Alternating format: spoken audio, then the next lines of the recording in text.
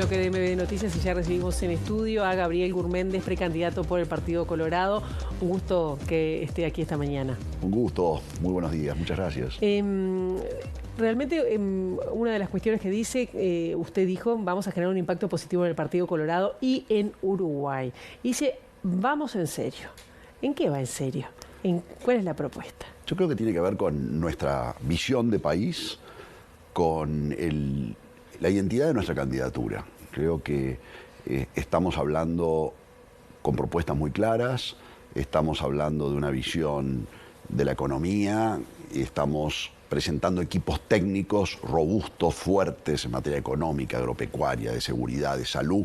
Es una candidatura que no es una candidatura que habla de un solo tema, que se compartimenta, sino que se refiere a todos los temas de las áreas que importan de la vida nacional, y creo que importa esa impronta que le queremos dar de acelerar el futuro, de realmente darle velocidad a una cantidad de cambios y de reformas que hay que resolver en materia fundamentalmente de lo que es el Estado, el peso del Estado, la reforma del Estado y la agenda de desregulación económica, de introducir competencia en la economía para generar ese crecimiento económico que realmente nos permita despegar y dar respuestas y soluciones a los temas que la gente nos plantea. Entonces, en serio tiene que ver con lo que somos, tiene que ver con nuestras propuestas y tiene que ver con que vamos a ir realmente a acelerar estos cambios, que vamos a más. Claro, ¿y por dónde serían las principales, digamos, reformas en ese sentido? Bien, fundamentalmente creo que el déficit fiscal es un tema central que hace a la economía del Uruguay, tiene que ver con la competitividad de nuestra economía y tiene que ver también con el peso que a veces el Estado lastra sobre la sociedad, en términos de encarecer la vida de la gente. Al final un Estado con un déficit grande es un Estado que termina descargando impuestos sobre la gente, que encarece la vida de las personas. El Uruguay es un país que se ha hecho caro para vivir, caro para trabajar y caro para producir. Entonces, propuestas como la que hicimos respecto a devolverle al bolsillo de los uruguayos directamente en reducción de impuestos por 500 millones de dólares por año en el IAS y en el IRPF, creo que hablan clara de esa vocación en serio de ir a favorecer a la gente a partir del buen manejo de los dineros públicos y de las finanzas de la gente. ¿Se quedó corto este gobierno de coalición en ir para ese rumbo? No, yo creo que se quedó largo en la cantidad de lo que es la lista de las catástrofes que tuvo que atender.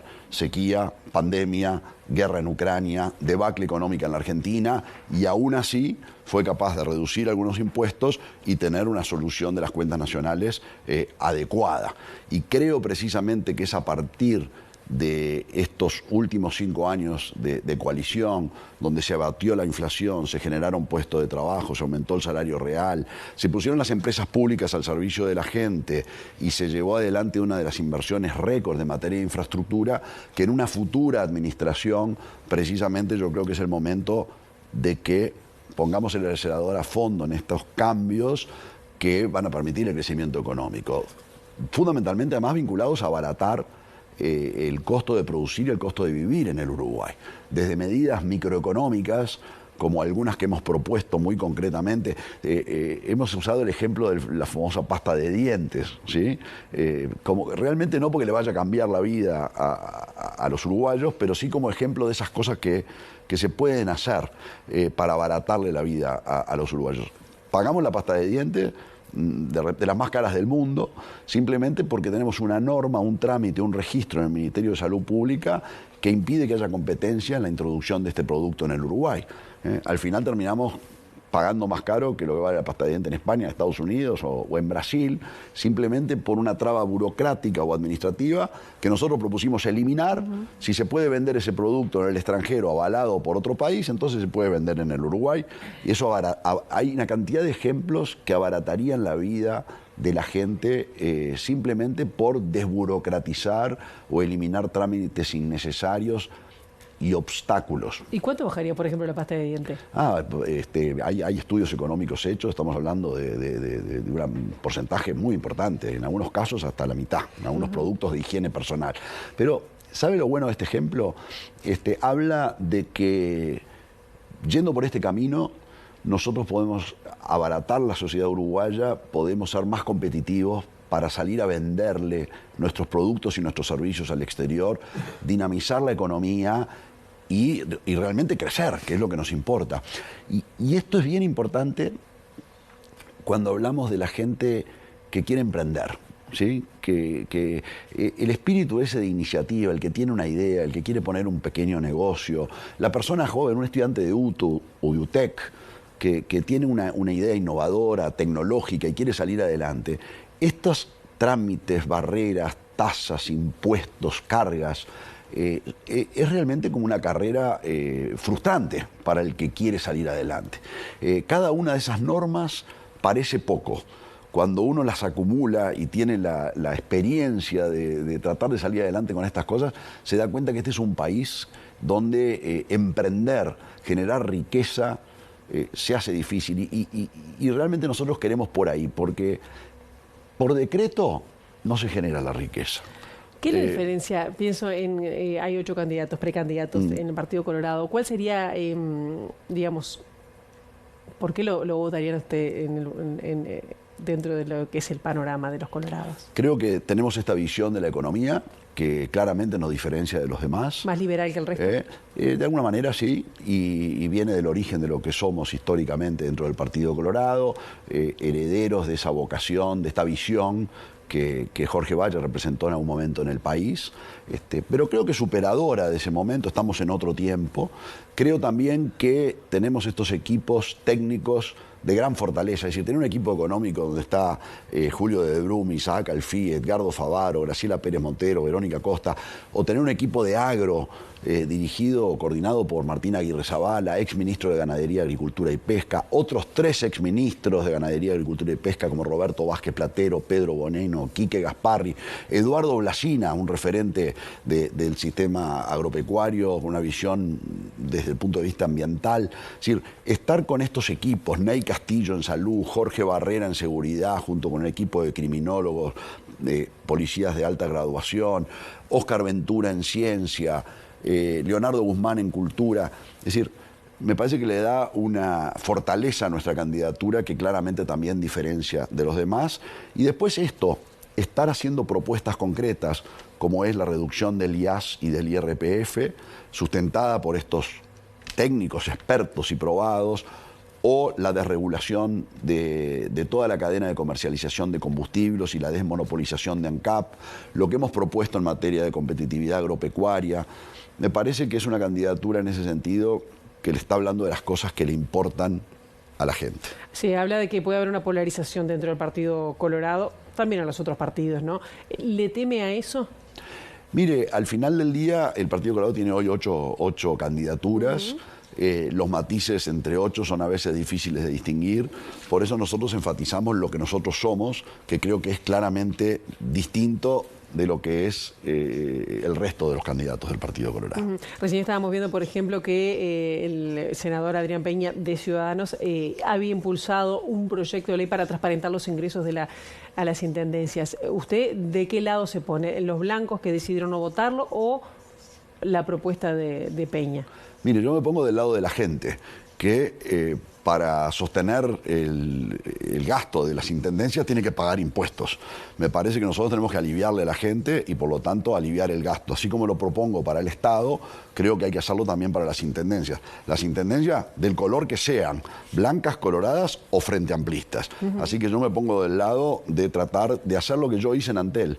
En Antel nosotros pudimos reducir el número de funcionarios, mejorar la calidad de servicios y por haber hecho un esfuerzo de manejo adecuado de los gastos, pudimos transferirle a la gente el beneficio del ahorro bajando las tarifas. El precio del gigabyte en Antel pasó de 80 pesos a 20 pesos, es decir, lo redujimos en 4 veces. Bueno, eso se puede hacer si uno ahorra. El sindicato dice que, bueno, que no hubo inversiones, por eso también se disparó, digamos, lo que es la inversión. Y también hay quejas en lo técnico, que el 5G no funciona si nos alejamos de Montevideo.